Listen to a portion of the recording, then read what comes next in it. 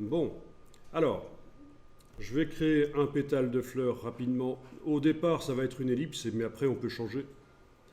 Donc, vous allez prendre l'outil ellipse et vous allez tracer une espèce de pétale de fleurs comme ça. Voilà. Bien, vous avez tracé une ellipse comme ça. On va lui appliquer à cette ellipse une fonction de transformation. Donc si je vais voir dans la palette aspect,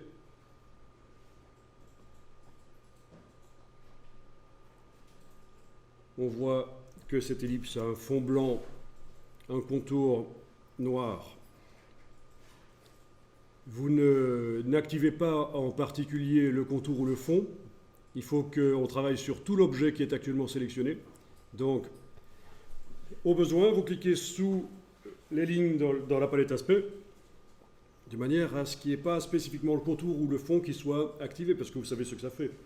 Si on met un effet spécial, il se mettra seulement sur le contour ou sur le fond. Mais là, on veut le mettre sur tout l'objet, donc on a cliqué en dessous. Alors, l'effet qu'on va mettre, c'est un effet de transformation. Menu Effet, Distorsion et Transformation. Transformation. Effet, distorsion et transformation. Transformation. Alors on a déjà utilisé une fois ça, c'était pour décaler des fonds, pour les déplacer des fonds multiples sur un objet. On avait utilisé la fonction de déplacement ici.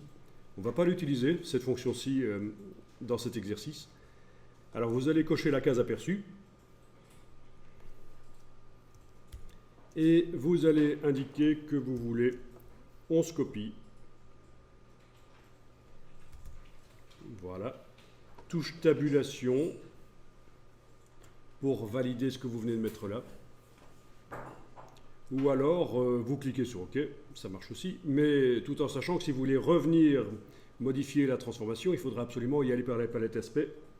Avec l'objet sélectionné, cliquez sur le mot transformation. Et voilà.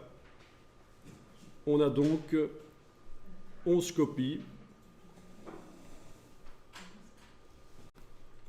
Donc, vous avez l'original et 11 copies. Vous les voyez? Ben non, parce qu'elles sont au même endroit. On ne les voit pas. Il s'agit maintenant de les bouger.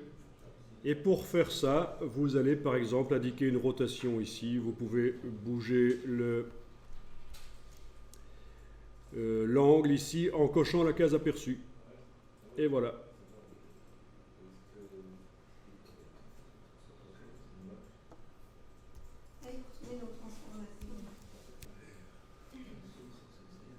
Alors, ça ne fait pas vraiment une forme de fleur. Pour que ça fasse une forme de fleur, on va modifier le centre de transformation. Alors, le centre de transformation, actuellement, c'est le centre de l'objet.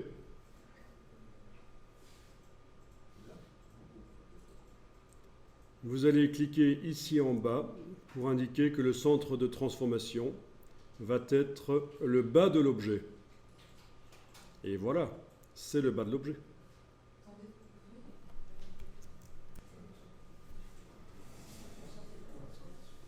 Bien, donc au niveau de l'angle, ben, je vais mettre quoi? Essayons 30. Parce que 30 x 12, ça fait 360. 360 degrés, c'est le tour complet. Ben oui, on a 12 fleurs, pétales en fait. 12 pétales puisqu'on a l'original plus 11 copies.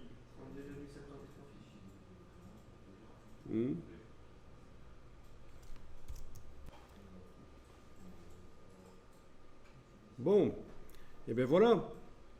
On peut cliquer sur OK. Et alors, ce serait quand même bien que, ben, comme dans une vraie fleur, il y ait au centre le rond, je ne sais plus comment on appelle ça, là où les abeilles vont butiner, le brol à abeille, on va dire. On va le mettre là, le bouton, voilà, je crois que c'est ça qu'on dit. Enfin bon.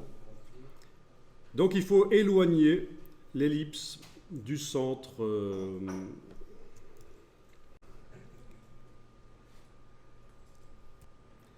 Donc, avec la plume, vous allez ajouter un point, n'importe où, clic, voilà. Une fois que vous avez cliqué avec la plume, vous repassez à l'outil flèche noire, donc vous avez un point isolé qui est là, qu'on peut bouger d'ailleurs, c'est pas un problème. Et alors on va grouper ce point avec le pétale. Donc il faut sélectionner à la fois le pétale et le point. Alors évidemment le point, une fois qu'il est désélectionné, je ne vois plus où il est, il faut que j'affiche en mode tracé, affichage tracé, voilà, pour arriver à le voir. Donc clic majuscule clic pour arriver à sélectionner à la fois le pétale et le point. Bien, et on va grouper les deux. Menu objet, associé. Donc regardez la palette des calques, les deux objets vont aller dans un groupe dès qu'on fait objet associé. Voilà, ils sont dans un groupe. Jusque-là, vous suivez?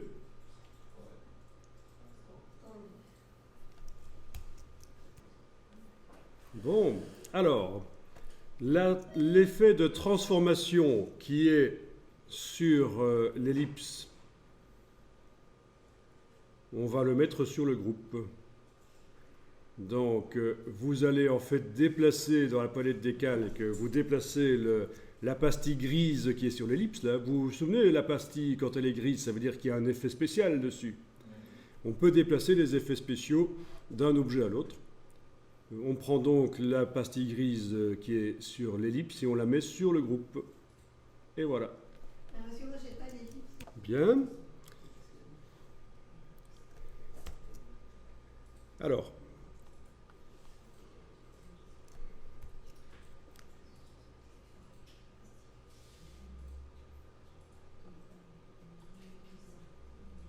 oui, ok. Et alors, il faut être en affichage aperçu, menu affichage aperçu, et là vous voyez ce qui se passe. Vous voyez que le pétale se répète et suivant la position du point par rapport au pétale, on a un résultat différent. Alors, vous allez tester ceci. Vous allez prendre la flèche blanche, cliquer à côté de tout pour désactiver les deux objets. Et puis, il va falloir aller bouger le point d'ancrage ici. Voilà. En le bougeant, vous arrivez à décider à quel point il y a de l'espace entre les répétitions. Vous comprenez le principe? C'est qu'on a une transformation sur un objet, sur deux objets en fait. Mais un des deux objets est invisible, c'est juste un point qui nous sert à gérer l'éloignement. Parce que vous vous souvenez de la transformation qui est maintenant sur le groupe. Quand je sélectionne le groupe ici. Voilà, transformation. La transformation qui est sur le groupe, la base de la transformation, c'est le bas de l'objet. Et où est-ce qu'il est le bas de l'objet groupe ici? C'est le point. C'est le point qu'on est en train de déplacer là. Ça, c'est le bas de l'objet groupe. J'ai un problème, j'arrive même pas. Moi, j'ai pas de montage. Voilà, alors je ne sais pas pour quelle raison, sur votre ordinateur, avec votre carte graphique actuelle, parce que ça influence beaucoup, quand vous êtes en affichage par tracé, vous ne voyez pas, comme moi, la petite croix. Bon, il faut quand même essayer de la trouver. Une fois qu'il est sélectionné, on le voit le point. Et avec donc la flèche blanche, vous pouvez le déplacer. Et donc l'idéal, c'est de le déplacer pour qu'il soit parfaitement sous l'ellipse, en fait.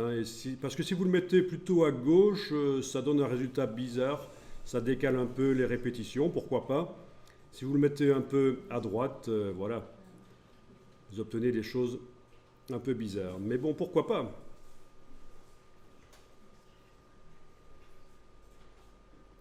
Voilà, c'était l'occasion de voir la transformation avec copies multiples. Et ça n'a pas grand-chose à voir avec le début de l'exercice, le motif pixel, mais on fait deux exercices en un comme ça. Vous avez vu comment faire une transformation multiple, rotation, donc avec éloignement, création d'un espace au centre là. On va maintenant faire en sorte qu'à travers ces objets-là, le motif pixel soit visible. Alors on va enregistrer le document Illustrator.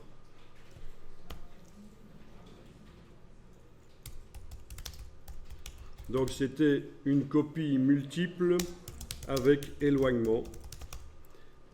C'est ce qu'on vient de faire.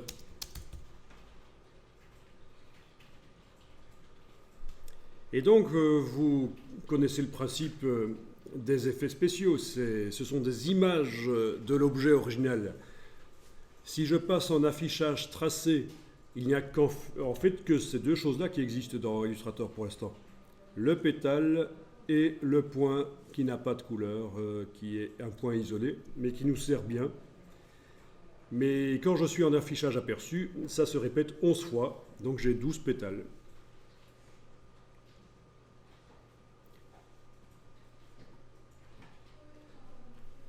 Alors, pour arriver à mettre le motif visible à travers les 12 pétales, je vais devoir faire en sorte que chacun des pétales créés par la transformation deviennent réellement des vecteurs. Et pour faire ça, en ayant donc le groupe qui est là sélectionné, d'accord ? Vous n'allez pas me dire que c'est l'ellipse qui est actuellement sélectionnée, on est d'accord, hein, puisqu'on sait bien que ça n'a rien... on ne fait pas comme dans Photoshop, le fait que le mot ellipse soit en surbrillance ici ne veut pas dire qu'il est sélectionné. Ce qui est sélectionné, c'est vraiment ce qui est entouré par le double cercle ici. Donc le groupe est sélectionné et je vais décomposer, objet, décomposer l'aspect. Et donc le mot transformation va disparaître de la palette aspect, puisqu'en fait il n'y aura plus de transformation. Objet, décomposer l'aspect. Voilà, comme prévu, le mot transformation n'est plus dans la palette aspect. Et toutes les images de la répétition par transformation ont été transformées en vecteurs. Et là, vous allez enregistrer sous un autre nom. Parce qu'on risque de revenir quand même à la version 1 de notre fichier enregistré précédemment. Donc, je vais enregistrer sous un autre nom.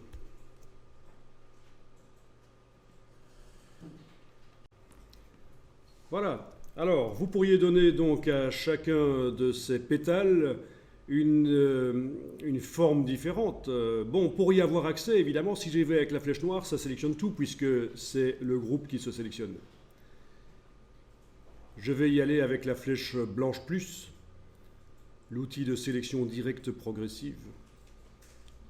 Avec la flèche blanche plus, vous cliquez à côté de tout, puis vous cliquez sur un pétale ou l'autre, et vous voyez que vous arrivez à faire une sélection dans un groupe.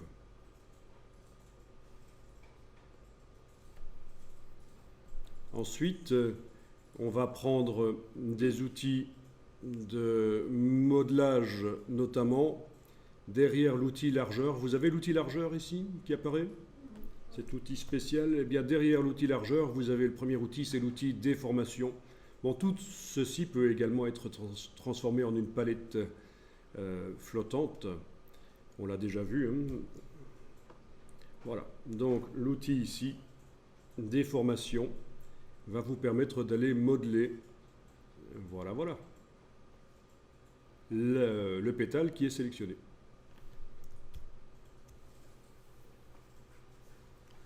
Ok. Alors on a juste un problème, c'est qu'en fait il y a deux pétales.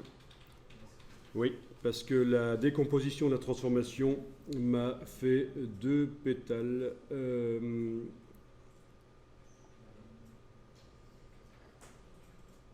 Et ça, c'est plutôt ennuyeux. C'est pas grave, je vais aller sélectionner celui qui est derrière, là, celui qui apparaît derrière. Est-ce que vous avez aussi deux pétales? Vous remarquez qu'il y a deux pétales quand vous modelez? Ok, avec la flèche blanche plus, vous pouvez aller sélectionner celui qui est derrière là et touche suppression, vous le supprimez. On dirait qu'il y en a encore un. Vous pouvez à nouveau cliquer et supprimer. Donc ça arrive parfois quand on décompose une transformation. Ça arrive parfois qu'il nous fait plusieurs formes. Voilà, donc avec l'outil de modelage, une fois que le pétale est sélectionné avec la flèche blanche plus, vous pouvez aller le modeler. Bon, mais on va voir d'autres choses après, intéressantes. Alors, le rond qu'on voit là apparaître, c'est la force de l'outil modelage. Il est possible de faire le rond plus grand ou plus petit. En double-cliquant sur lui, sur l'outil, vous avez ici le réglage du diamètre qui est actuellement sur 35, mais je peux le faire passer à 10 par exemple. Voilà. OK. Donc ça, c'est en double-cliquant sur l'outil de modelage que vous faites apparaître ces paramètres. Et là, vous allez avoir un modelage qui sera plus fin. Vous allez pouvoir faire des choses plus en détail, ce qui n'est pas toujours ce qu'on souhaite. Parfois, une approche globale est meilleure.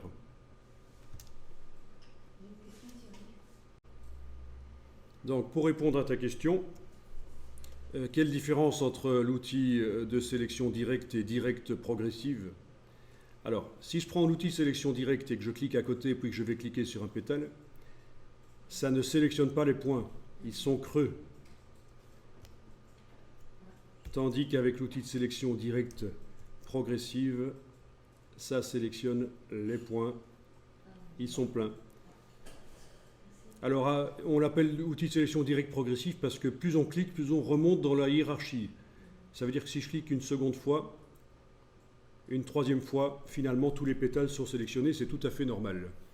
Donc, il faut vraiment l'utiliser en cliquant une fois seulement si on veut cibler une forme. Parce qu'en cliquant une seconde fois, on a le point qui se sélectionne, et une troisième fois, on a tous les points qui sélectionnent, tous les pétales. Bon, attention à ça donc. Voilà, donc vous avez vu les effets spéciaux qui s'appliquent sur des objets et qui créent des images des objets. C'est dans le menu effets. Et puis il y a d'autres effets spéciaux qui sont les outils de déformation qui, eux, travaillent sur des vecteurs. Bon, ben, notamment, l'autre outil qui peut être intéressant, c'est l'outil pour créer des tourbillons. Les tourbillons. Alors, il vaut mieux l'utiliser avec une petite forme, sinon ça va faire des grands tourbillons. Donc, 10 mm ici, c'est bien. Voilà. Alors là, encore une fois, j'ai un petit problème avec des formes qui sont là derrière. Je vais, avec la flèche blanche plus, sélectionner la forme qui est derrière. Là. Voilà. Bon, les tourbillons. Donc là, voilà, outil tourbillon. D'abord sélectionner ma forme ici. Outil tourbillon. Vous voyez que ça fait des tourbillons dans le sens contraire des aiguilles d'une montre. Si je veux que ça aille dans le sens des aiguilles d'une montre, je double-clique sur l'outil et vous avez ici vitesse du tourbillon. Si vous passez à moins 40 degrés à la place de 40, par exemple, ça pourrait être autre chose comme degré, hein, ça va vous faire des tourbillons dans le sens des aiguilles d'une montre. Voilà. Toujours avec cet outil, si vous pensez qu'il est trop rapide, vous allez pouvoir diminuer l'intensité. Si vous pensez que ça va trop vite, quand vous appuyez, ça vous fait un tourbillon trop vite, voilà, l'intensité. Par exemple, je passe à 10 au lieu de 50. OK. Eh bien, quand j'appuie, ça va beaucoup plus lentement. Vous avez vu ça? Ça va lentement, lentement, lentement. Tandis que si je repasse ici en intensité, bah, je vais repasser en 90 par exemple d'intensité. Ça va super rapide pour faire. Voilà. Oups. Et ça me fait rapidement des trucs ingérables. Voilà. Bon, ben vous avez vu qu'il est possible de vraiment aller modeler les formes. C'est intéressant ça.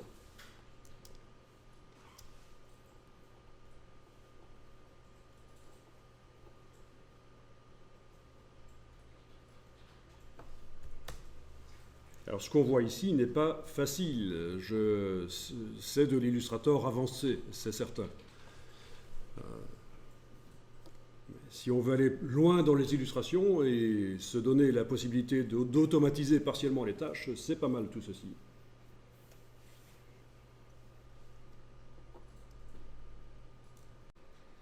Ici, je vais faire réapparaître... mais d'abord, je vais sortir en fait tous les pétales parce que je sais qu'il y en a plein qui se superposent. La décomposition de la transformation m'a créé, pour chaque pétale, en fait, il m'a créé 3 pétales superposés, ce qui est totalement foireux. 2 pétales qui ont un contour noir, un qui a un contour qui est sans doute blanc.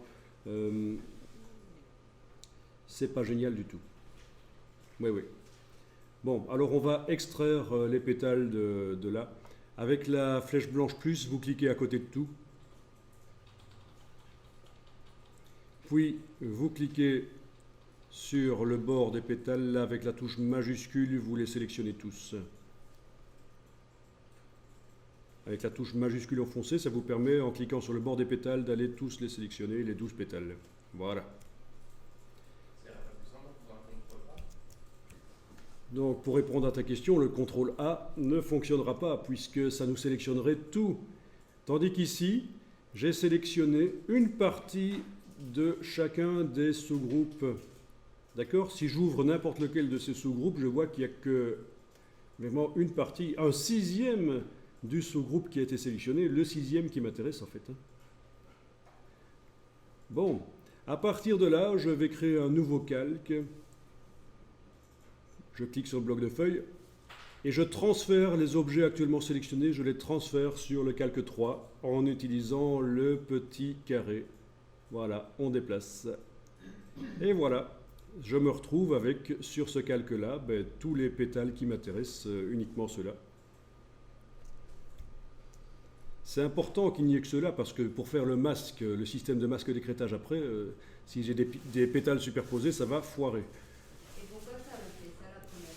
Et donc ça fait ça quand on décompose la transformation, c'est habituel, ça nous crée des formes en trop. Voilà.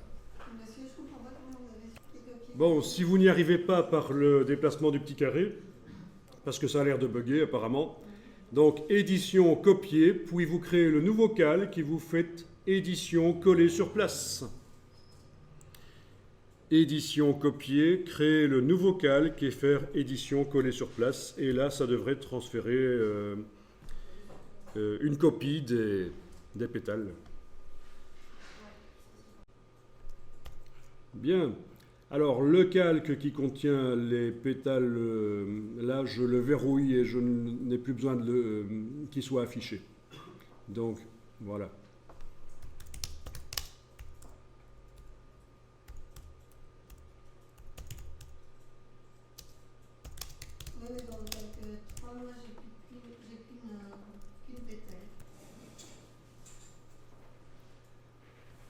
C'est un peu chipot, hein, Illustrator.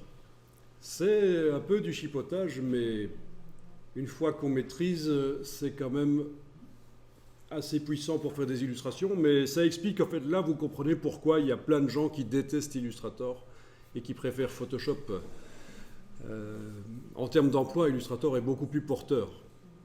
Photoshop, c'est pas extrêmement intéressant. Tout le monde connaît Photoshop. Il faut le connaître, bien sûr, mais si vous visez un emploi en misant sur Photoshop, il y a intérêt à être extrêmement bon. Tandis qu'Illustrator, si vous avez juste la connaissance de l'Illustrator, c'est déjà très bien. C'est rare. Alors, ce qu'on va faire ici, c'est qu'on va réafficher le calque, le premier, là. On va le déverrouiller. Et on va faire en sorte que le motif, l'image, là, qui pourrait être une image autre chose qu'un motif, ça pourrait être un paysage, ça pourrait être une image d'une ville, n'importe quoi, ça peut être une photo, quoi, c'est une photo. Et on va faire en sorte qu'elle apparaisse à travers les pétales.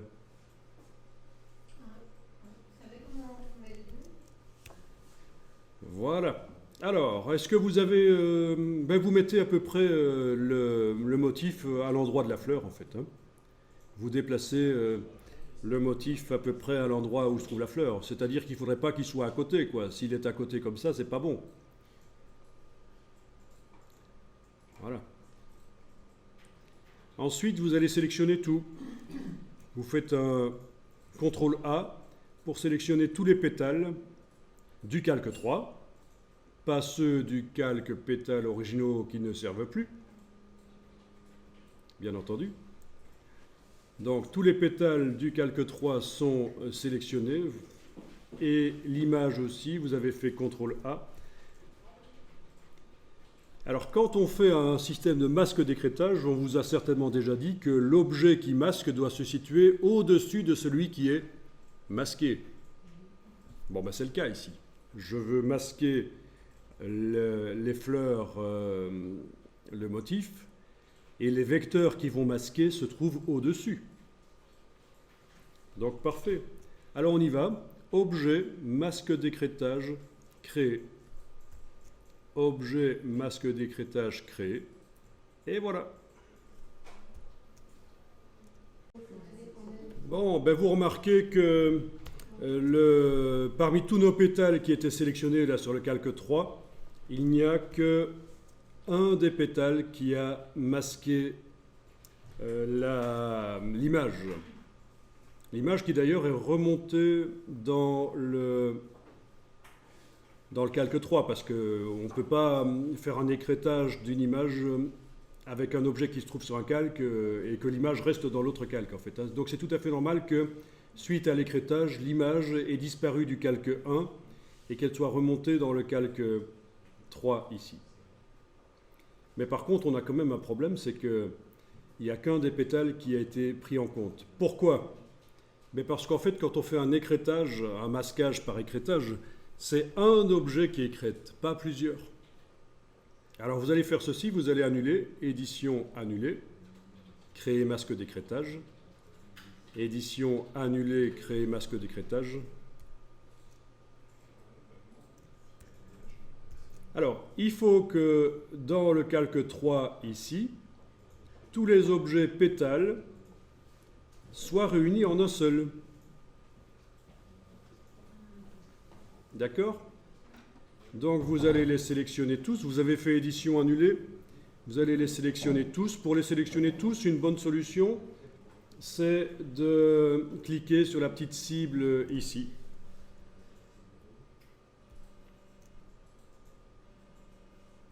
Voilà, la petite cible là sur le groupe sélectionne la totalité du groupe.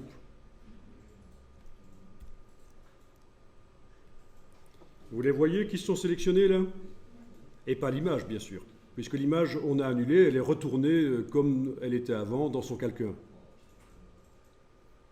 Et alors, il faut que j'arrive à faire un seul objet avec tout cela, et une solution, c'est, il y a le Pathfinder, mais il y a aussi objet, tracé transparent, créé. Alors, ce que je suis en train de vous montrer là, ce sont des choses qui existent depuis la première version de Illustrator. Ce sont des techniques très très anciennes et qui sont toujours d'actualité. Le fait que si je veux faire apparaître une image à travers plusieurs objets, il faut que ces objets soient réunis en un seul par objet tracé transparent créé. On a déjà parlé des tracés transparents quand on a vectorisé une police de caractère. Je vous avais dit, les polices qui ont un trou, comme le O par exemple, c'est deux tracés qui sont au même endroit et là où ils se superposent, ça fait un trou. Ici, on a plein de tracés, ils ne sont pas au même endroit, mais ils ont été réunis en un seul objet, un tracé transparent. Oui, mais impossible de créer un tracé transparent. Bon ben voilà, à partir de là, il suffit de faire un CTRL A et de faire un masque d'écrêtage et ça va marcher puisqu'on a un seul objet. Un masque d'écrêtage, c'est avec un seul objet qui masque. Mais ça va, on a réuni tous nos pétales en un seul objet, ça devrait marcher. Objet, masque d'écrêtage, créé, et voilà. Objet, masque d'écrêtage créé. Vous avez réussi à utiliser plusieurs objets pour faire apparaître une seule image.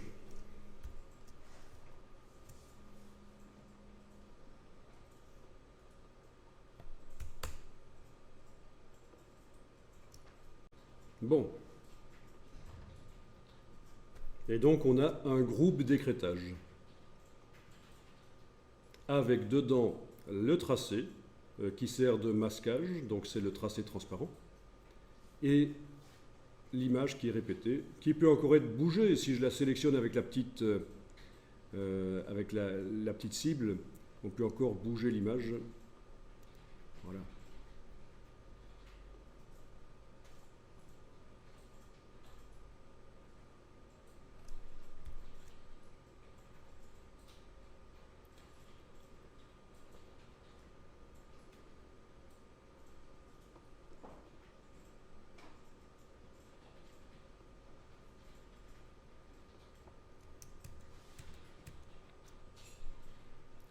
Ok.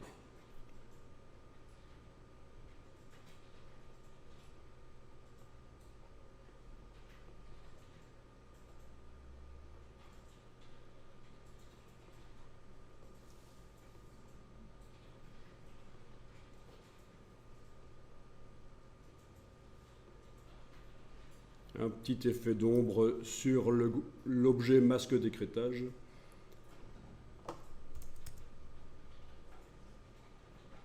Et voilà. Bon. Donc ça peut donner des choses très sympas si vous voulez faire un peu de scrapbooking virtuel.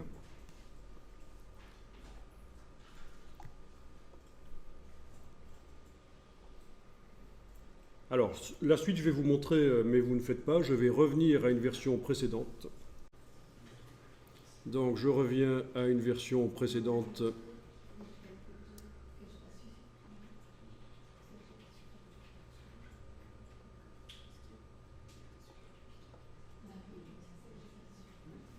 Voilà.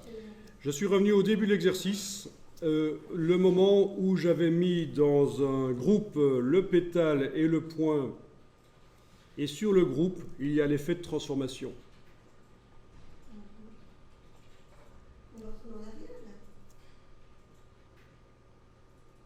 Voilà. Alors, je vous montre juste un truc. Les outils qu'on a utilisés tout à l'heure pour déformer le pétale original, si je les utilise sur le pétale original quand il est encore tout seul, il est tout seul, hein. Les autres, ce n'est pas des tracés, hein. C'est des images de ce pétale-là. Et bien évidemment, je vais pouvoir modifier toute la fleur d'un coup. Par exemple, l'outil de déformation ici, que je vais faire passer en 20, voilà, en double-cliquant sur lui pour aller modifier le diamètre de la forme. Voilà. Vous voyez ce qui se passe? Ça modifie toutes les répétitions d'un coup, évidemment. Et ça, c'est intéressant. Même chose si j'utilise l'autre outil, le tourbillon. Voilà. Là, j'annule. Je vais faire des tourbillons plus petits. Donc, je double-clique sur l'outil tourbillon. Donc ça, il faut se rendre compte, évidemment, que vous avez parfois intérêt à modifier l'objet original avant de décomposer la transformation. Comme ça, vous avez vraiment un travail qui se fait de manière multiple. Tous les objets sont modifiés.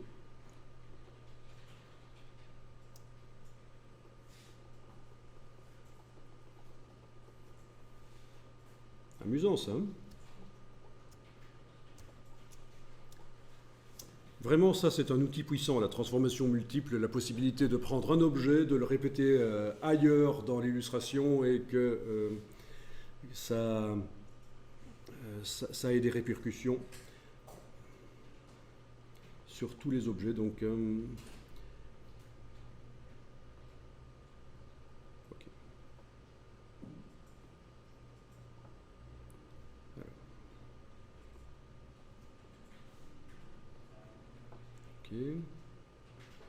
ok. Donc ça, c'est bêtement mettre un motif dans l'objet original. Voilà.